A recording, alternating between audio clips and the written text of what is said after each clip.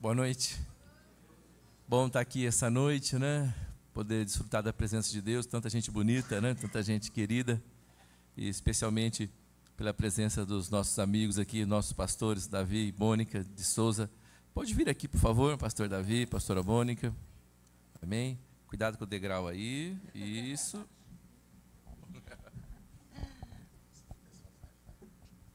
Bom, esses são os pastores Davi e Mônica, da Igreja Nova Aliança de Londrina. Para quem não os conhece, né? São nossa cobertura, caminhamos juntos há mais de 20 anos já, né? Que bom, né?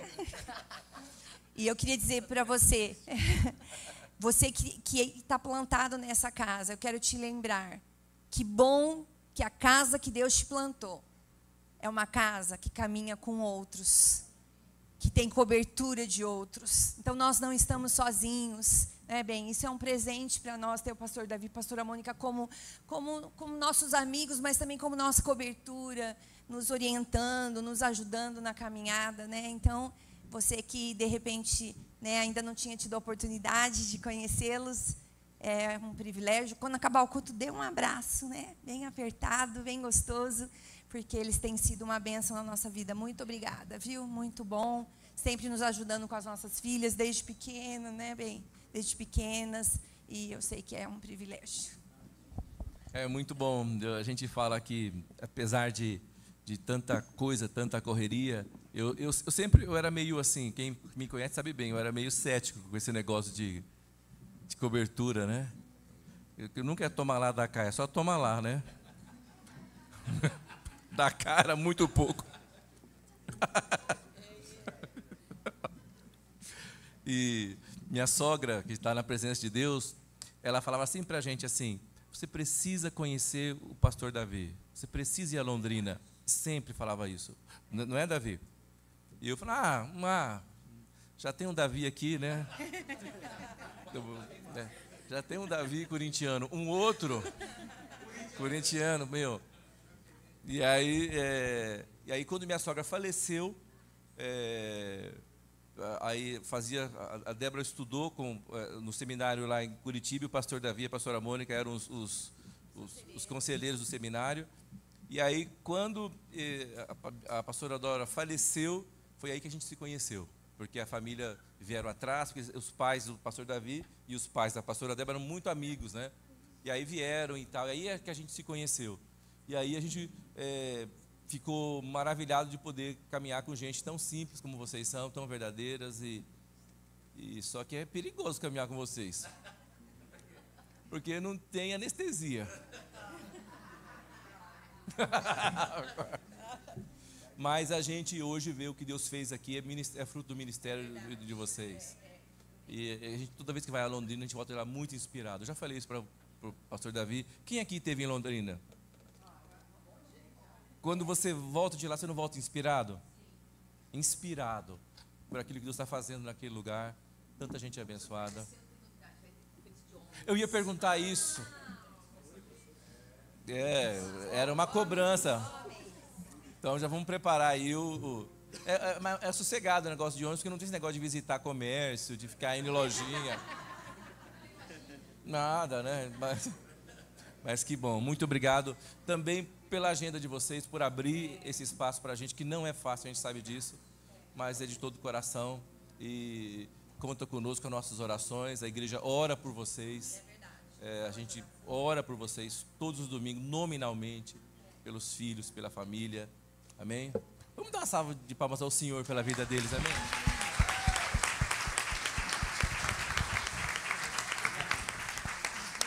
Muito obrigado. Uma honra estar com vocês aqui. Pastora Mônica. Amém. Boa noite, amados. Graça do Senhor sobre a tua vida, amém? Sobre este culto abençoado, cheio da presença de Deus. Que delícia adorar junto com vocês, né? É sempre muito bom. A gente se sente tão em casa, né? Porque a gente ama essa casa, ama seus pastores. E ontem a gente teve reunião com os líderes e foi muito especial esse tempo. E a gente falou sobre renovo aqui, né? Que Deus está, cada vez que a gente volta aqui, está ficando mais bonito, não é isso, gente? Não só o lugar, mas vocês também, né? Então a gente está bem feliz de ver. E isso fala de algo novo que realmente Deus está fazendo. vai fazer, né? E tem preparado para essa casa. Então, a gente é muito abençoado de caminhar com vocês, de caminhar com seus pastores que a gente ama tanto, são nossos amigos, né? E a gente, de fato, é uma jornada de muitos anos, mas é uma jornada de bênção, é uma jornada realmente de parceria, né? De estar junto, de se cobrir em oração, e a gente precisa de ter alianças nessa vida, não é verdade, gente? Então, eu sei que Deus tem algo especial para o seu coração nessa noite. Nós também temos essa aliança de oração com vocês. Eu trago um abraço da igreja lá de Londrina, do presbitério, e eu sei que o Senhor quer ministrar o seu espírito nessa noite na palavra. Então, recebe a palavra, amém? Glória a Deus, amém. Boa noite, gente. A paz do Senhor, graça e paz. O que mais? Fala para alguém quem está do seu lado. A paz de Deus. Fala para alguém assim: que bom que você veio e sentou bem do meu lado. Fala: que bom que você veio e sentou bem do meu lado. O prazer é todo seu, meu irmão. O prazer é todo seu. É sempre muito bom estar com vocês. Tivemos um tempo precioso ontem à noite. E eu disse ontem à noite que eu quero compartilhar aquilo que está queimando no meu coração, não é? Então, o que eu ministrei ontem e o que eu vou ministrar hoje para vocês, não ministrei em nenhum outro lugar a não ser na nossa igreja lá em Londrina. Acabei de ministrar uma palavra que Deus está queimando no meu coração. Normalmente, quando Deus move o nosso coração, a gente ministra uma série de mensagens sobre aquele tema. E esse tema que eu vou compartilhar com vocês, sobre amar a presença de Deus, sobre estar nesse lugar da presença, não é? É o que está queimando o meu coração nesses dias. É Ele. É por meio dele, para ele, que são todas as coisas. Amém? Glória a Deus. O tema da palavra dessa noite: uma geração que ama a presença. Quem é que faz parte de uma geração que ama? Quem é que ama a presença de Deus? Levanta suas mãos e diga assim: Senhor, eu amo a tua presença. Diga assim: é o que eu mais amo nessa vida, Senhor, estar na tua presença. Glória a Deus. Queridos, eu quero conversar com vocês sobre a unção que estava sobre o ministério de João Batista. E eu quero mostrar a vocês, eu sei que o que eu vou falar aqui não é novidade para a maioria de vocês. Eu quero lembrar vocês, portanto, de uma verdade que está na palavra, de que nós vivemos os últimos dias. Vivemos os dias mais maravilhosos, os dias sobre os quais foi profetizado coisas maravilhosas, que nós já estamos começando a ver. E a palavra de Deus diz que haverá um povo que discernirá o tempo e as estações, e participará, estará participando ativamente dessa geração que vai trazer Jesus de volta. Amém? Como assim, pastor? Sim, trazer Jesus no sentido, o apóstolo Pedro diz na sua segunda carta, que vai haver uma geração que não apenas vai esperar, mas vai apressar a vinda do Senhor Jesus, com a sua atitude, com a sua postura. Sem dúvida, Deus está levantando uma geração de homens e mulheres que entendem o seu propósito. Presta atenção no que eu vou dizer a você. Quando Jesus esteve sobre a terra, 2 grupos de pessoas seguiram Jesus, não é? 2 grupos de pessoas. No meio da multidão, tinha 2 grupos de pessoas. O grupo maior de pessoas, que eram os seguidores, eram aqueles que estavam atrás das bênçãos, eram aqueles que queriam receber simplesmente uma cura, queriam fazer uma troca com Jesus, não é? Eu quero receber uma provisão, queriam ser alimentadas, queriam ser libertas, enfim, tinham um pedido para fazer. E não estou dizendo que não existe nada de errado, nós pedimos, a Bíblia diz, o próprio Jesus disse: pedi e dar-se-vos-á, buscai e achareis, batei e abrir-se-vos-á. Mas não é só essa questão, estou falando sobre pessoas que estavam seguindo Jesus somente por causa disso. Tanto é que lá no Pentecoste havia apenas quantas pessoas? Quem lembra quantas pessoas tinham no quarto superior de uma casa que receberam 120? Onde é que estavam as multidões que foram alimentadas? Onde é que estavam as pessoas que foram curadas? Então, se você, não é? O que sobrou, não é? Em termos de discípulos mesmo, seguidores, 120 pessoas. Então, esse primeiro grupo era daqueles que buscavam as bênçãos. Havia um segundo grupo muito menor, que eram aquelas pessoas que começaram a entender a missão, começaram a entender quem Jesus era, ainda que não tenham tido toda a revelação, porque essa revelação só veio depois da cruz, não é? Nem os próprios apóstolos tiveram toda a revelação. Eles estavam ali seguindo Jesus, e é como se não conseguissem ainda entender todo o propósito de Deus, porque Jesus tinha que morrer. Tanto é que alguns deles queriam que Jesus não fosse para a cruz, sim ou não, gente? Porque não estavam entendendo, e Jesus veio exatamente para morrer na cruz do Calvário. Então eles tiveram esse entendimento mais completo depois da cruz, depois da ressurreição, não é? E aí com a doutrina apostólica tudo fez sentido, o que foi depois estabelecido pelos apóstolos, no Novo Testamento, Pedro, Paulo, suas cartas, enfim. E nós vamos então encontrar esses dois grupos de pessoas, os que buscavam as bênçãos e os que seguiam Jesus pelo que ele era. Pelo que ele era.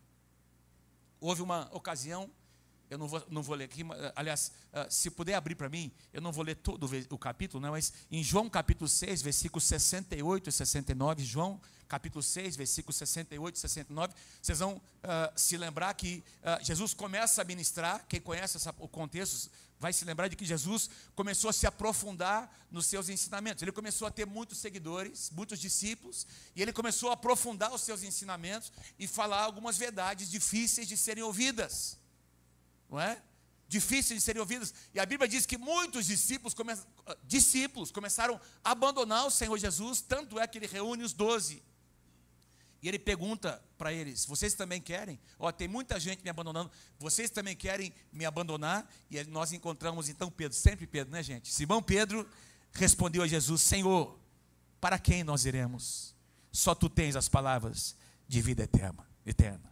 Nós cremos e sabemos que tu és o Santo de Deus. Veja como Pedro começou a ter uma revelação de quem Jesus era. Nós cremos, nós sabemos. Senhor, Pedro não disse para onde iremos, Pedro disse para quem nós iremos. Porque eles começaram a entender quem Jesus era. Irmãos, não teve ninguém nesse início ali, logo que Jesus estava andando ali na face da terra, enquanto Jesus veio, ninguém teve uma revelação maior do que João Batista.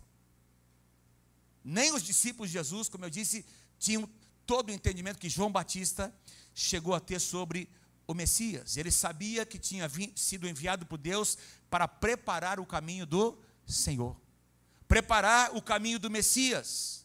E a palavra vai nos mostrar, eu vou mostrar para vocês hoje, que da mesma forma como João Batista foi levantado por Deus para preparar o caminho da primeira vinda, Deus está levantando agora não apenas um homem, Deus está levantando um grupo de pessoas, uma geração que vai preparar a segunda vinda.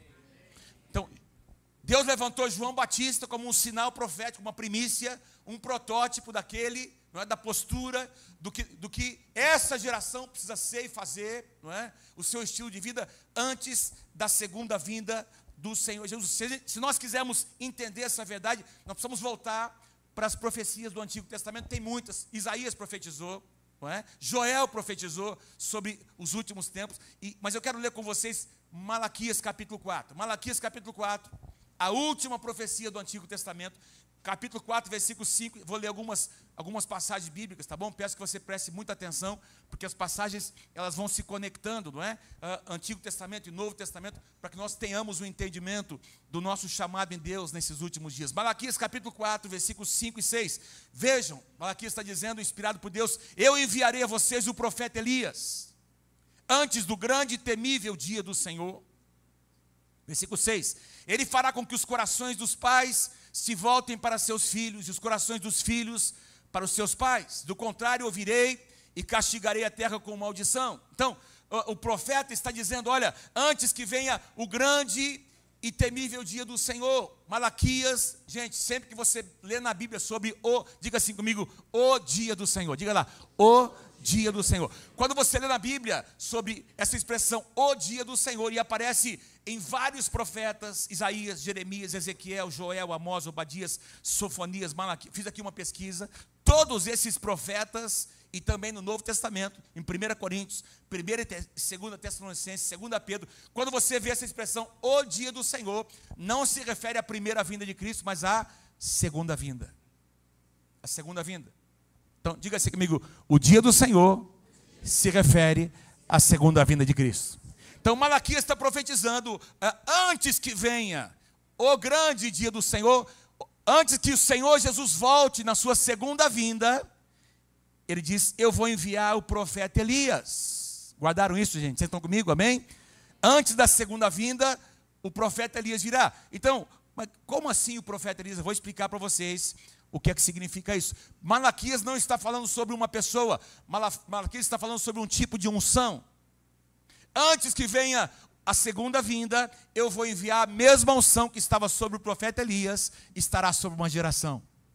E essa unção fará com que os corações se curem, se voltem, pais, não é? Se voltem para os seus filhos em cura, em restauração de relacionamentos. Quem crê que o nosso Deus é um Deus que restaura as famílias? Diz que um dos grandes sinais dos últimos tempos será a restauração dos relacionamentos.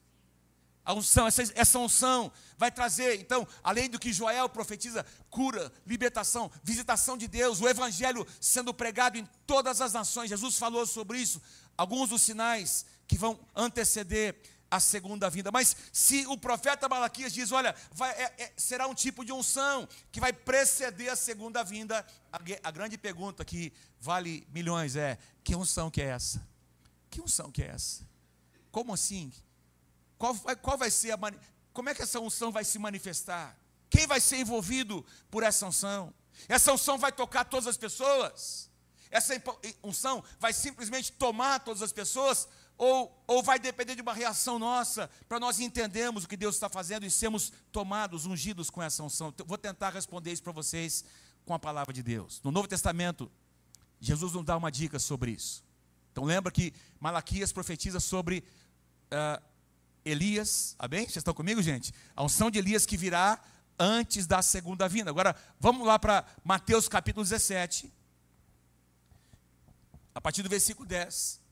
O contexto dessa passagem, vocês vão se lembrar, Jesus havia subido ali no Monte da Transfiguração. Quem se lembra da passagem do Monte da Transfiguração? Jesus está ali com os seus discípulos, Pedro, Tiago e João, e a Bíblia diz que eles são envolvidos numa nuvem, e de repente aparecem ali Moisés e Elias, ok, gente? Moisés e Elias se manifestam, ou seja, o representante, Moisés representando toda a lei do Antigo Testamento, e Elias representando todos os profetas do Antigo Testamento, ou seja, toda a palavra de Deus escrita, não é?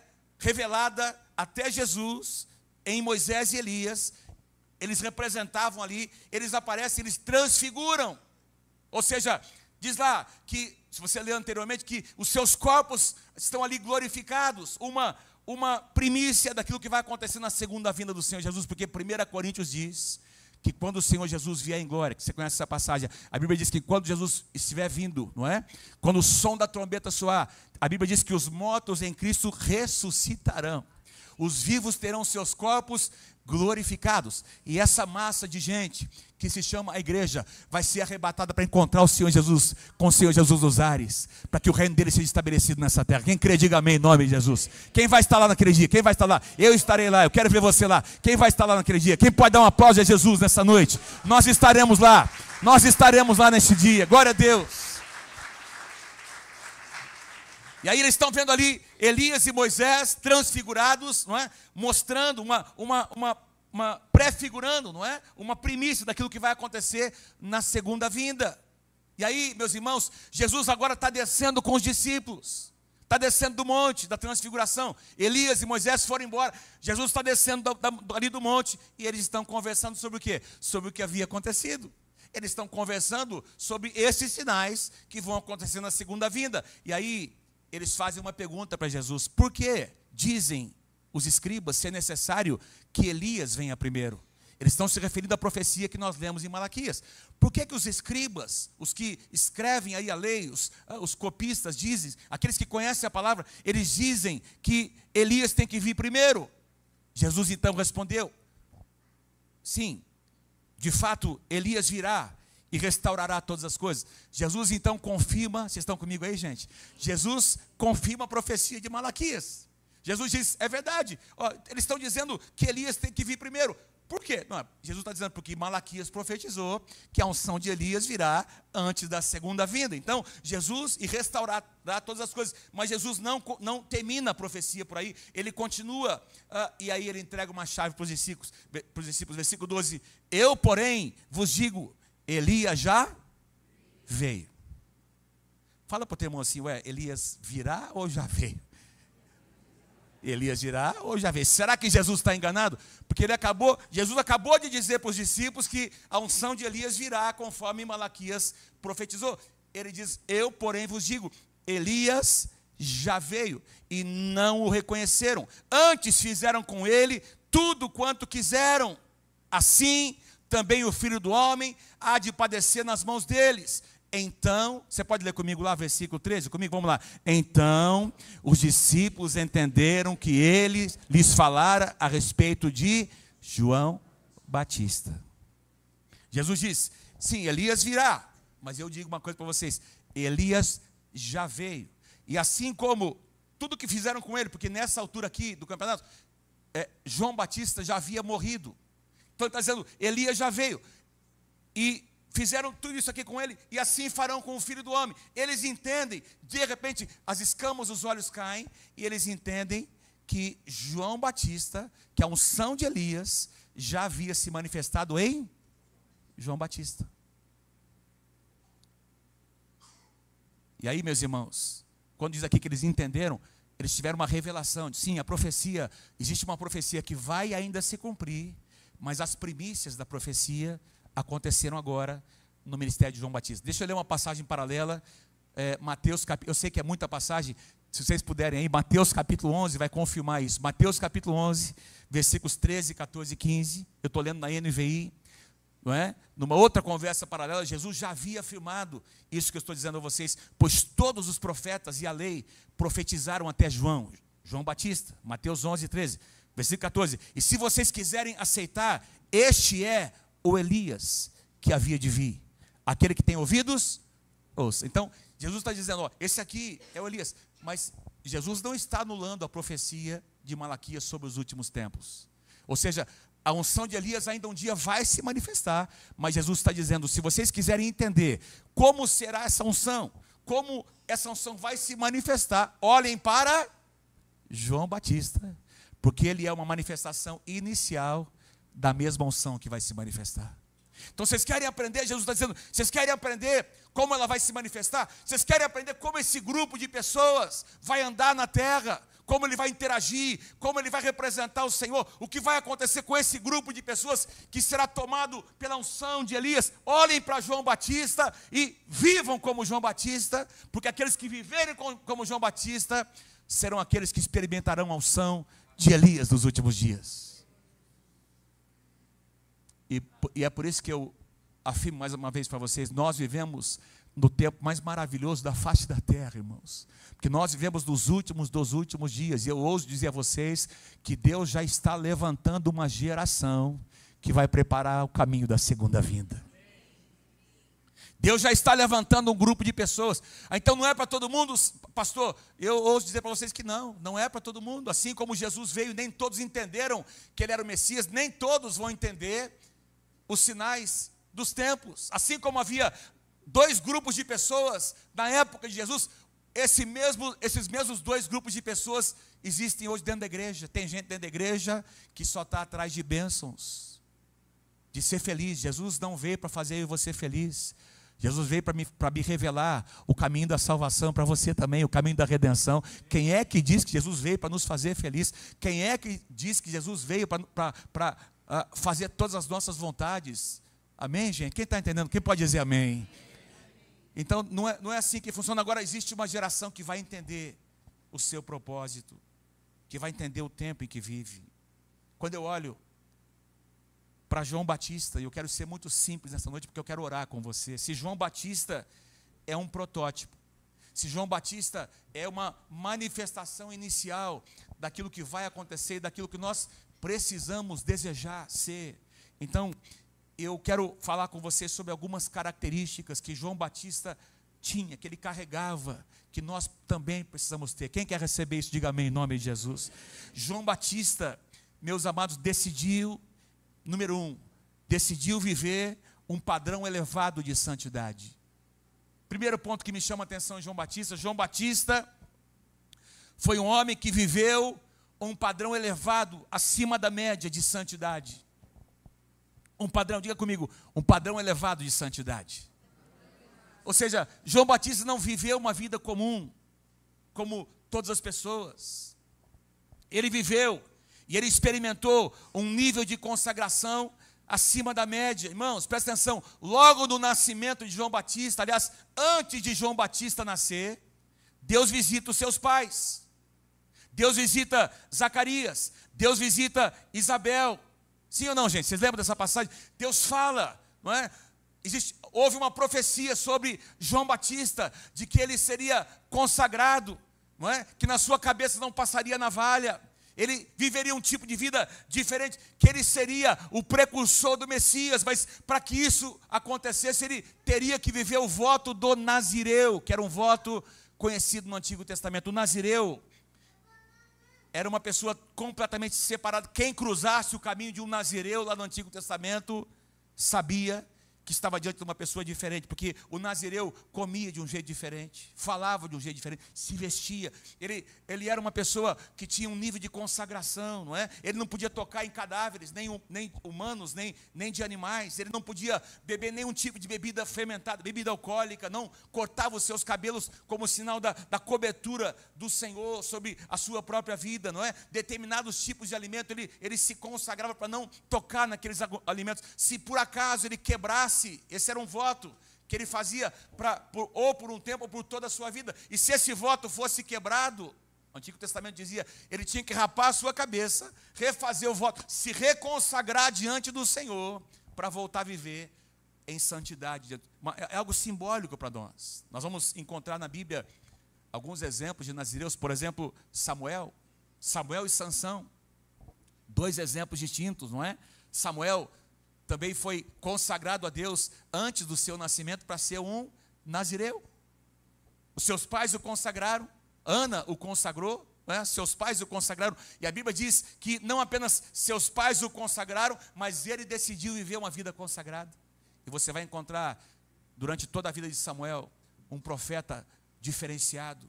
Você não encontra uma questão de caráter para ser questionado na sua vida, sim ou não, gente? Na sua família, ele, no seu relacionamento conjugal, um homem de Deus que ungiu os 2 primeiros reis de Israel. Em contrapartida, você vai encontrar Sansão, que foi ungido, que foi separado como nazireu por seus pais, antes de nascer, mas ele mesmo não se consagrou, ele mesmo não decidiu viver aquele nível de vida santificada. João Batista foi o nazireu fiel, foi um homem fiel a Deus na sua consagração. Não apenas os seus pais o consagraram, mas ele mesmo decidiu viver uma vida consagrada. Ontem de noite, nós conversamos aqui com a liderança sobre a familiaridade, não é? O que a familiaridade faz? Sabe, nós lá em Londrina somos uma igreja já, nós temos mais de 60 anos, 61 anos de igreja estabelecida. Meus pais, vocês conhecem, não é? A maior parte de vocês conhecem o pastor Samuel, a pastora Lígia. Eles fundaram a nossa igreja.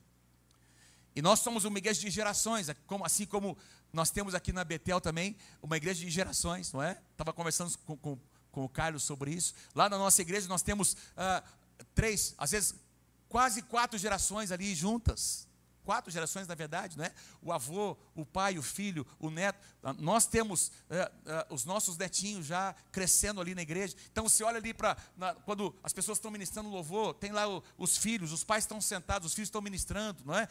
Os avós são líderes de célula, gerações servindo ao Senhor. Amém. E quando isso acontece na igreja, pode haver uma situação também que é um grande desafio, porque aqueles que nascem dentro da igreja, não é? Consagrados desde o seu nascimento, eles mesmos um dia terão que ter as suas próprias experiências com Deus, porque não é só os pais consagrarem, os pais, o principal desafio dos pais não é só consagrar os seus filhos, mas é ensinar os seus filhos a viver uma vida consagrada ao Senhor, é ensinar os seus filhos a eles mesmos terem as suas próprias experiências com Deus. Eu já contei, não sei se eu já contei aqui, mas eu lembro quando nós éramos pequenos, né, meus pais, a nossa igreja nasceu num ambiente de muita cura, libertação, não é? Restauração, muito mover de Deus. E eu me lembro de uma situação com uma senhorinha pequenininha, assim, mirradinha, irmãos, irmã Maria. E ela chegou possessa e ninguém segurava a irmã Maria. Era uma coisa absurda. Quando ela ficava possessa no culto, a força que essa mulher tinha era uma coisa absurda. Nós vimos os diáconos ali, e ali aquele processo de libertação que durou semanas. E eu me lembro do meu pai dizer um dia, eu vou levar a irmã Maria lá para a nossa casa. E meu pai e minha mãe levaram a irmã Maria lá para ficar em casa. E eles começaram a jejuar, os pastores orando, jejuando. E eu me lembro do dia que meu pai disse, agora vocês vão orar. Eu tinha meus 8 anos de idade, o Samuel tinha 12 anos, a Velma 5 anos de idade. E eu me lembro do meu pai, eu e o Jonatas, o pastor Jonatas aqui da Igreja Nova Aliança, meu pai colocou a gente em fila, os 4 filhos ali, a irmã Maria deitada na cama, e ele disse, agora vocês vão orar e vocês vão expulsar o demônio. Lá fomos nós orar, expulsamos e oramos aqui, 8 crianças ali envolvidos, e aquele espírito foi repreendido para a honra e glória do Senhor Jesus. A primeira experiência que eu me lembro, ainda quando criança, irmãos, da autoridade de Deus, que Deus pode usar até uma criança para realizar a sua obra, essa foi a minha experiência. E aí eu passei a ter muitas outras experiências. Meus pais haviam me consagrado, mas eu tive que ter as minhas próprias experiências. Quem está entendendo?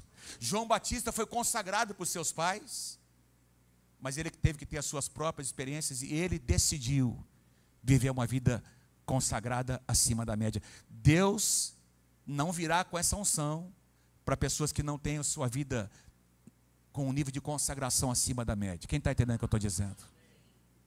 Se João Batista é um protótipo para nós, se ele mostra para nós o tipo de gente que Deus vai usar, porque sabe, muitas vezes nós pastores, e a gente se depara com isso muitas vezes lá em Londrina, na igreja, pastor, pode ou não pode? Pode fazer isso ou não pode fazer isso, pastor? Lá na outra igreja pode, por que aqui não pode?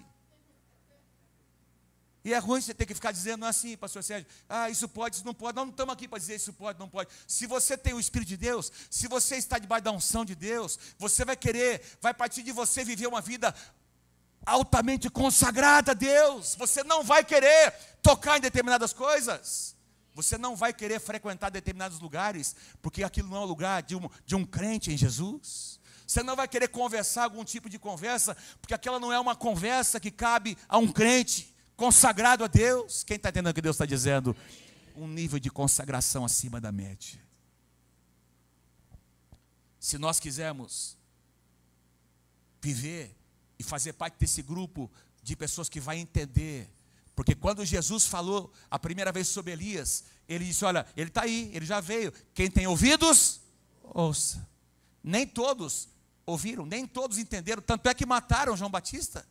Eles não compreenderam quem era, não compreenderam a unção, mataram Jesus porque não compreenderam a unção. E o próprio Jesus, meus irmãos, quando está chegando ali para Jerusalém para ser morto, ele chora olhando para a cidade, porque ele diz, vocês não entenderam nada, vocês não compreenderam o tempo de Deus, as visitações de Deus, vocês não compreenderam a oportunidade da visitação de Deus, e eu digo a vocês que muitos não vão entender. Quando essa unção vier, muitos não vão entender, porque estarão na igreja apenas para receber. Porque eles fazem parte daquele grupo de pessoas que só está atrás da bênção. Deus está aqui para abençoar? Claro que Deus está aqui para abençoar. Mas tem um nível de vida que, tem um estilo de vida, meus irmãos, que é muito maior, está num nível muito maior e que traz muito mais realização, que é nós temos preenchimento em Deus simplesmente por aquilo que Ele é, mesmo sem ter recebido nada muitas vezes. Porque se nós servimos a Deus só por aquilo que Ele tem para nos oferecer, Salmo 103 diz que Israel conhecia os feitos do Senhor, mas Moisés conhecia os caminhos do Senhor. Se nós vamos viver apenas pelo que Deus faz, quando Deus não fizer, nós ficaremos decepcionados e até ofendidos com Deus. Vocês estão aí, gente? Ofendidos com Deus. Por que que não a resposta? Por que vem para ele e não vem para mim? Gente, é um mistério. Eu fico às vezes como pastor Carlos, eu não entendo porque que Deus às vezes abençoa alguém que chegou ali ontem. Não fez nada para merecer o que ele está recebendo. Tem gente que está na igreja há anos e às vezes não recebe, e o fulaninho ali abençoado recebeu. Deus age como Ele quer. Deus faz como Ele quer. O meu relacionamento com o meu Deus não pode depender daquilo que Ele faz ou não faz, mas tem que ser com base naquilo que Ele é. Quem está comigo, diga amém. Um nível de santidade. Irmãos, definitivamente João Batista não estava entre aquelas pessoas que faziam o que a maioria faz. Esses dias eu vi um post, não sei quantos de vocês viram, de uma pregação do pastor Billy Graham. E diz que, numa das suas pregações, ele citou mais ou menos, fez essa declaração mais ou menos assim, não é? Cuidado com o que a maioria faz. Cuidado com o que a maioria faz. Ele diz assim, olha, porque foi a maioria que não entrou na arca. Foi a maioria que fez o bezerro de ouro. Foi a maioria que pediu para soltar Barrabás. E é a maioria que entra pela porta larga. É a minoria que entra pela porta estreita. Fala para o teu irmão assim, cuidado, para não seguir apenas o que a maioria faz. Fala para ele, cuidado para não seguir. Deus está levantando uma geração que não está preocupada com o que a maioria faz, mas que está preocupada em servir a Deus de todo o seu coração. Quem pode dizer amém? Quem pode dar um aplauso a Jesus nessa noite?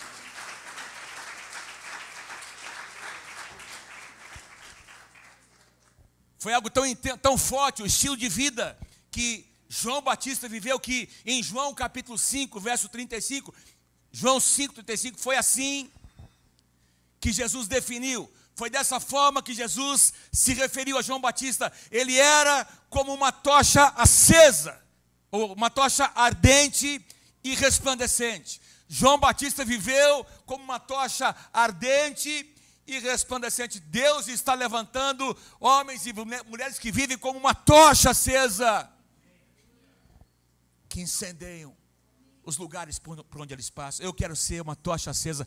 Quem deseja ser uma tocha acesa nesses últimos dias, levanta a sua mão e diga, eu quero em nome de Jesus.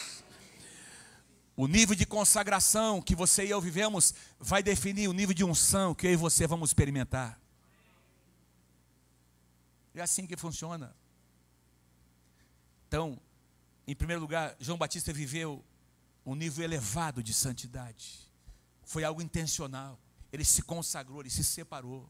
Em segundo lugar, eu quero propor para vocês, João Batista pregava uma mensagem radical sobre o arrependimento. Uma mensagem radical. E tem gente que não gosta desse termo. Lembro de um dia, nós estávamos, alguns anos atrás, nós voltamos a ter células, todos os pastores da igreja, voltamos a liderar células. Nós tivemos um grupo de células na nossa casa, não é? E um dia eu estava ministrando e eu usei essa expressão, que nós tínhamos que ter atitudes radicais para Deus, no bom sentido, não é? E eu teve um irmãozinho ali que se ofendeu, veio falar comigo depois da célula, pastor, a gente não pode assim, esse negócio de radicalismo, não é? Esses dias, essa canção do Paulinho, que diz, perdendo tudo, não é? Que diz lá, como é que diz lá? Perdendo tudo por amor e com alegria. Teve gente, quando a canção foi lançada, teve lá um irmãozinho que escreveu, como assim perder tudo? Como assim perder tudo? Onde é que já se viu isso? Onde é que já se viu? Nós não temos entendimento do que Jesus disse. Quem quiser seguir Jesus, tem que fazer o quê? Negar a si mesmo. Tomar a sua cruz e seguir. O que é que Jesus disse? Quem quiser, como é que diz lá? Salvar a sua vida, vai perder a sua vida, mas quem perder a sua vida por amor ao meu nome, esse sim vai encontrar, perdendo tudo. Então, quando eu digo sobre uma mensagem radical, a palavra radical significa que vai na raiz. Aliás, João Batista veio, olha, o machado está sendo colocado na raiz da árvore. Deus não está, e essa foi a mensagem, Deus não está interessado na árvore frondosa, em quão bela é a árvore. Deus está interessado nos frutos da árvore. Se a árvore for bonita, mas não der frutos, agora, Deus está olhando para os frutos. E aí, ele começa a falar sobre o estilo de vida. Irmãos, presta atenção, foi algo tão radical, tão importante, que desde a profecia que nós lemos lá de Malaquias, até João Batista surgir pregando, porque antes de Jesus, quem começou a pregar foi João Batista. Foram 400 anos de silêncio profético. Ninguém pregou, ninguém profetizou, ninguém cantou a palavra, nada, zero, irmãos.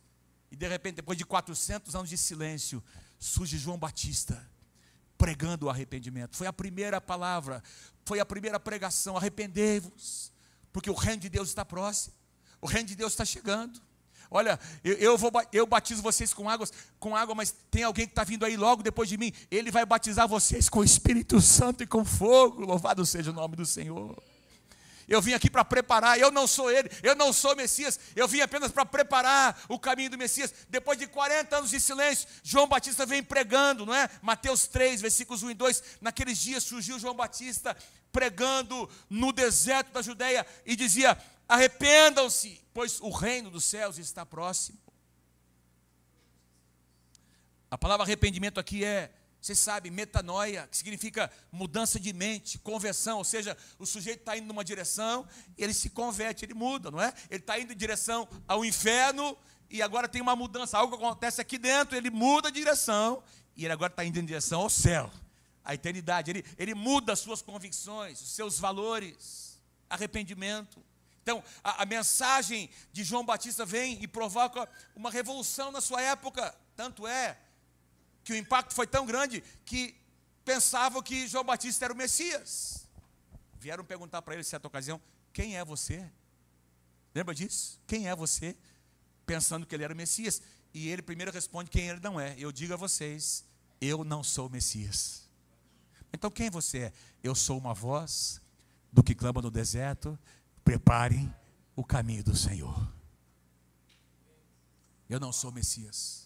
Eu sou uma voz. Eu sou uma voz que fala, que profetiza. Eu vim para pregar, eu vim para preparar o caminho, não é?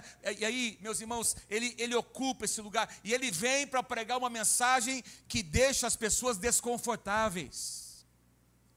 A mensagem, pastor Carlos, que vai ser pregada nos últimos dias, será uma mensagem desconfortável para se ouvir. Porque você ouve muito hoje mensagens, não é? O que se fala muito hoje, meus irmãos, praticamente não é nem o Evangelho. O que a gente ouve em muitos lugares hoje não tem nada a ver com o Evangelho. É uma mensagem de um Deus que faz tudo o que aquele bebezinho mimado deseja. E ai de Deus se não fizer. É como se Deus fosse obrigado a responder as orações. Deus faz, se você se posicionar, se você fizer isso e aquilo, Deus faz porque você merece. É para mim. Sou eu sou, né? Tudo gira em torno de mim. Não, tudo não gira em torno de mim. Tudo gira em torno de Jesus Cristo, da sua cruz, do plano de Deus, da redenção. Quem pode dizer amém?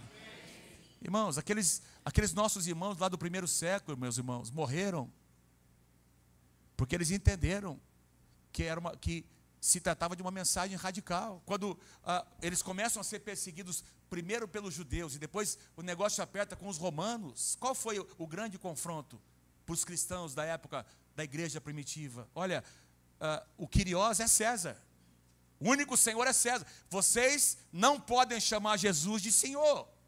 O único Senhor aqui nesse reinado é César. Não, o nosso Senhor não é César. O nosso Senhor se chama Jesus Cristo. Vocês vão morrer por causa disso, nós vamos morrer por causa disso, mas nós vamos continuar dizendo e pregando que o nosso Senhor continua, nosso único Senhor e Salvador continua sendo o Senhor Jesus Cristo. Aleluia, aleluia. Então, e essa foi uma pregação. Eles pregavam com a sua vida, eles pregavam com o seu estilo de vida, e essa pregação muitas vezes custou a sua própria vida. E Deus está levantando e vai levantar uma geração que vai aprender, que vai entender que a mensagem não será fácil e que talvez terá que pagar com a sua própria vida. João Batista pagou com a sua vida. Se a unção de Elias veio sobre João Batista e a sua mensagem foi tão forte que ele pagou com a sua própria vida, quem somos nós, irmãos? Está lá lê Mateus capítulo 24, você vai ver o que Jesus diz. Olha, vocês serão levados, e fala sobre tudo que vai acontecer nos últimos dias, como a igreja vai ser provada. Nós precisamos pregar uma mensagem que prepara a igreja para esses dias. Mas glória a Deus, que a igreja vai prevalecer. Jesus não virá para uma igreja fraca. Quem pode dizer amém? Jesus virá para uma igreja gloriosa, poderosa, uma noiva linda, maravilhosa, preparada para a sua segunda vinda. Mas não será fácil. Um padrão elevado de santidade, uma mensagem radical, um estilo de vida que ministra. E em terceiro e último lugar, vou pedir até para os músicos virem, por favor, os cantores, músicos. João Batista tinha, presta atenção no que eu vou dizer assim, diga assim comigo, um desejo ardente Vamos lá, bem forte. Um desejo ardente de servir o noivo. João Batista, meus irmãos, tinha um elevado padrão de santidade. João Batista pregava uma mensagem radical de arrependimento com a sua própria vida, e ele tinha um desejo que consumia o seu coração de servir o noivo. Eu vou ler com vocês aqui João capítulo 3, por favor, João 3, versículos 29 e 30. Olha o que o próprio João Batista fala sobre a sua missão. Ele resumiu assim o seu ministério. O que tem a noiva,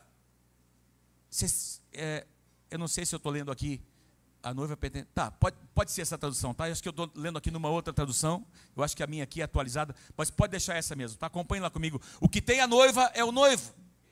O amigo do noivo que está presente e o ouve, muito se regozija por causa da voz do noivo, pois esta alegria já se cumpriu em mim. João Batista disse, convém que ele cresça e eu diminua. João Batista diz que o que tem a noiva é o noivo. Irmãos, nós todos sabemos quem é o noivo, irmãos. Quem é o noivo? Jesus. Quem é o noivo, irmãos? A igreja. Diga assim, Jesus é o noivo. Diga lá, Jesus é o noivo. A igreja é a noiva. Mas João Batista diz que ele era o amigo do noivo. Ele se coloca como amigo. Naquele contexto, não é? O amigo do noivo era o que preparava a cerimônia. Nós não temos muito isso, mas lá no contexto lá em que esse evento aconteceu e que ele declarou essa palavra, tinha tudo a ver, porque o amigo do noivo era o responsável por preparar a cerimônia, por convidar lá os convidados, preparar toda a recepção, preparar a festa que iria acontecer depois. João Batista diz, olha, eu não sou noivo, fique bem claro, o noivo tem a noiva, mas eu sou o amigo do noivo. Eu não estou aqui para competir com o noivo, eu estou aqui para servir o noivo. Eu não estou aqui para ofuscar a glória do noivo. Eu sou apenas um amigo do noivo. Eu estou aqui para servir. Eu estou aqui para preparar o caminho. Irmãos, ele está dizendo, olha, eu me coloco espontaneamente nesse lugar. Irmãos, Deus, essa geração que será tomada pela unção de Elias entenderá. Porque o que nós vemos hoje, meus irmãos, são protagonistas que se levantam para dizer que eles são os donos da unção. Eles se levantam para dizer que se não fosse por eles, não é? Se não fosse por mim, ai de Deus, se eu não existisse. Eu sou, eu faço, eu aconteço. Deus vai levantar uma geração que não vai competir com o noivo. Não tem espaço para competir. É um grupo, não, primeiro não é mais uma pessoa, é um grupo de pessoas que vai exaltar o noivo, vai colocar o noivo no seu devido lugar. Convém que ele cresça e eu diminua. Eis o Cordeiro de Deus que tira o pecado. Não tem nada a ver comigo, com você. Tem a ver com a unção que vem do céu. Amém. Atos capítulo 2, de repente veio do céu um som como um vento impetuoso e encheu toda a terra onde estavam assentados. Irmãos, todos foram cheios a partir de um movimento que veio do céu, não é de mim, nós não fabricamos o mover, nós não fabricamos a unção vem de Deus, e toda a glória, toda a honra volta para Deus. Eu e você fomos chamados para sermos amigos do noivo. Lembra do que Jesus disse para os seus discípulos? João capítulo 17, ele está orando, né? E depois ele se aproxima dos discípulos e diz, eu agora chamo vocês de amigos. Vocês são meus amigos. Vocês entenderam algumas coisas que outros não entenderam. E eu quero sugerir a vocês aqui, meus irmãos, que os amigos verdadeiros não são interesseiros. Os amigos verdadeiros, eles estão ali para servir, para abençoar, para promover, e não para competir. Eles não estão ali, eu vou permanecer se eu receber alguma coisa. Se a minha oração for respondida, eu estou dentro. Se eu receber o que eu coloco como condição, eu estou dentro. Não. O amigo promove. O amigo fica ali, fiel, até o final. Ele cumpre a sua missão. E aqui João Batista fez, ele foi até o final, ele cumpriu. João Batista teve talvez o ministério mais curto da face da terra. Irmãos, nenhum profeta, nenhum daqueles apóstolos teve um ministério tão curto. Alguns dizem foram ali alguns meses. Ele apareceu logo 6, 7, 8, 9 meses, talvez menos de um ano. Ele apareceu, e no momento de maior glória, no momento de maior influência no seu ministério, ele sai de cena para que o noivo entre em cena. Ele deixa aquele lugar para que Jesus tome o seu lugar. Essa é a geração que Deus vai levantar. Essa é a geração. Eu quero fazer parte. Se eu estiver vivo, eu quero fazer parte. Se eu não estiver, eu quero ter preparado, eu e minha esposa, ter preparado os nossos filhos e uma nova geração. Mas eu quero viver como se Jesus fosse voltar daqui a pouquinho. Eu quero ter essa mentalidade que Pedro falou, olha, não é apenas esperar, é apressar a segunda vida. É se colocar num lugar em que você e eu seremos usados, como João Batista foi usado, para preparar a segunda vinda do Senhor Jesus Cristo. Quem recebe essa palavra, diga amém. Quem pode dar um aplauso a Jesus nessa noite? Glória a Deus.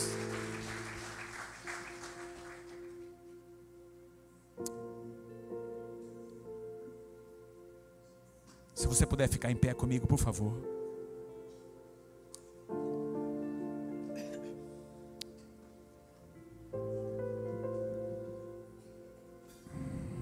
Foi assim que João Batista foi definido por Jesus. Mateus 11, versículo 11. Digo a verdade a vocês, entre os nascidos de mulher, não surgiu ninguém maior do que João Batista. Se nós desejamos ser grandes no reino, nós precisamos seguir os passos desse grande homem de Deus. Eu quero seguir. Eu quero entender porque Deus me chamou. Eu quero entender que não é apenas para conquistar coisas naturais. Eu creio que Deus quer abençoar a tua vida. Deus quer prosperar você nessa terra. Deus quer te dar influência nessa terra. Mas não é só sobre isso. É sobre fazer parte de uma geração que vai preparar o caminho do Senhor. Se eu pudesse deixar algo no teu coração assim, para você levar para casa, a mensagem central do que eu estou dizendo para você é: meus amados, o nosso padrão tem que mudar. O que a gente às vezes considera algo, deixa eu dar um exemplo para você. Nós temos um conceito do sofrimento, por exemplo, como se fosse algo ruim, como se fosse algo, poxa, a gente às vezes não sabe lidar com situações em que nós não temos respostas. Nós muitas vezes não teremos respostas, meus irmãos.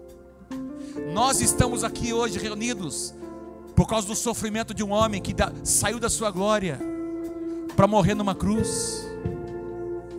É por causa do sofrimento de um homem, de uma pessoa, que nós estamos aqui nessa noite. E nós às vezes nos relacionamos com Deus muito nessa base de que é vitória, é conquista. E sim, Deus, tudo isso vem como um bônus. Mas o que tem que ser importante para mim e para você é Jesus Cristo no nosso coração. É a presença de Deus presente na nossa casa. É o nosso relacionamento com Deus, o que Deus significa para mim e para você. Deus não pode significar um papaizinho que responde, que nos dá tudo o que nós queremos. Deus está no nível, quem está entendendo o que Deus está dizendo? É algo muito maior do que isso. Nós entendemos que a nossa vida gira em torno dEle, e que a presença dEle, estar com Ele, precisa preencher todas as coisas em nós. Eu vou pedir para você dar a mão para quem está à sua direita e à sua esquerda. Nós vamos orar uns pelos outros. Depois do final a pastora Mônica vai fazer uma oração. Eu vou pedir para você orar: Senhor, muda a nossa mentalidade, Senhor. Nós queremos viver um padrão mais elevado de santidade, Senhor. Começa a orar agora. Nós precisamos, Senhor. Nós precisamos, Senhor. Os nossos valores têm que mudar, meu Deus. A nossa visão de mundo tem que mudar, Senhor. A maneira como nós enxergamos as coisas tem que mudar, Senhor. Tem que mudar, Senhor, muda. Senhor, muda. Senhor, nós queremos fazer parte desse grupo de pessoas, Senhor, que te ama acima de todas as coisas. Eu quero ouvir a tua oração, quero ouvir a tua oração. Ore por essa pessoa ao seu lado. Oh, vem, Senhor. Vem, Senhor, vem, Senhor, vem, Senhor.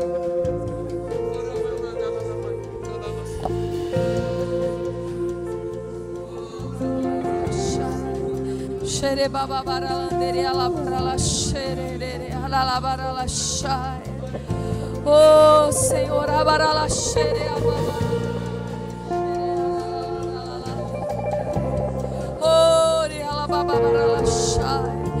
ó Senhor, nessa noite nós nos colocamos diante da tua presença. Ó Espírito Santo, aquilo que tu estás falando à tua igreja nessa noite, e nós queremos dizer sim, sim, aquilo que o Senhor está nos desafiando nessa noite. Dizemos sim à tua vontade, dizemos sim, Senhor. Faz de nós, Senhor, os amigos do noivo. Faz de nós aqueles que vão amar a tua presença, Senhor, que vão preparar a tua gloriosa vinda, Senhor. Aqueles que estão dispostos, Senhor, a entregar tudo por ti, a entregar todas as coisas, Senhor. Aqueles filhos amados, amigos com entendimento, Senhor, que sabem o valor, Senhor, o valor que tu tens, Senhor. Prepara a tua igreja nesses dias, Senhor. Prepara a tua igreja para aquilo que tu estás fazendo sobre a face da terra, aquilo que tu estás movendo profeticamente, aquilo que há de acontecer nos últimos dias. Oh Senhor, nós somos aqueles que não retrocederemos, Senhor, mas nós diremos sim, Senhor, porque nós sabemos, Senhor, que a tua vida é o mais precioso que nós temos, Senhor. É o motivo da nossa esperança, Senhor. É o motivo da nossa fé, Senhor. Por isso, Senhor, nessa noite como igreja, Senhor, eu oro, Senhor, abre o nosso entendimento, Senhor. Traz revelação a cada coração aqui nessa noite. Traz disposição, Senhor. Traz um sim da tua parte, Senhor. Deus, traz uma entrega, Senhor. Um entendimento de uma vida de santidade, Senhor. Um entendimento do que significa dizer sim na tua presença, Senhor. Obrigada, Jesus, pela igreja que o Senhor está preparando nesses dias.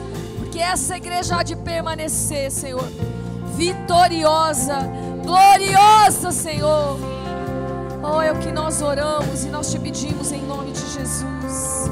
Amém e amém. Amém. Glória a Deus.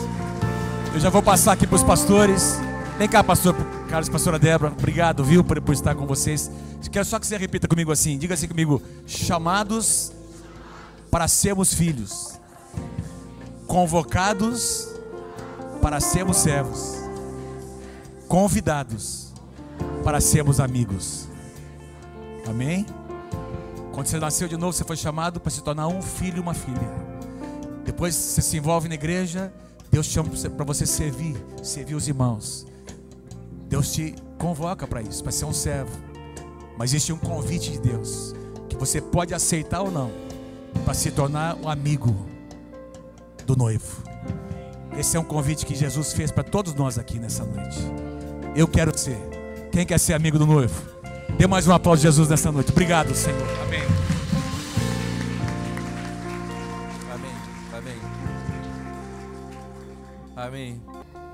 Amém. Glória a Deus. Amém. Glória a Deus. Amém.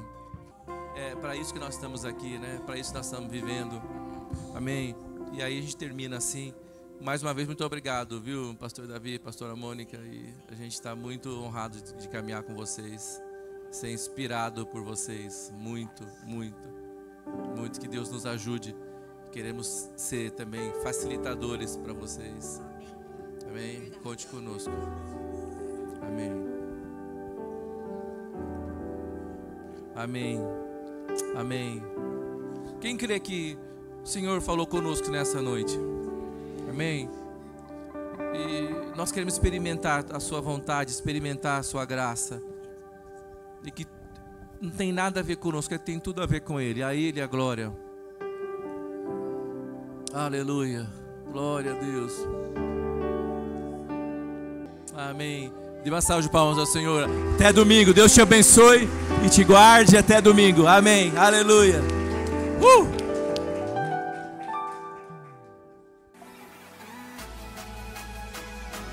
Olá. Fique atento à programação aqui da nossa comunidade. No próximo sábado teremos o nosso encontro Deeper, que acontecerá aqui na igreja. Então, reserve essa data e participe. Fique atento às nossas mídias sociais para estar por dentro de toda a nossa programação. Inscreva-se, curta, comente e compartilhe.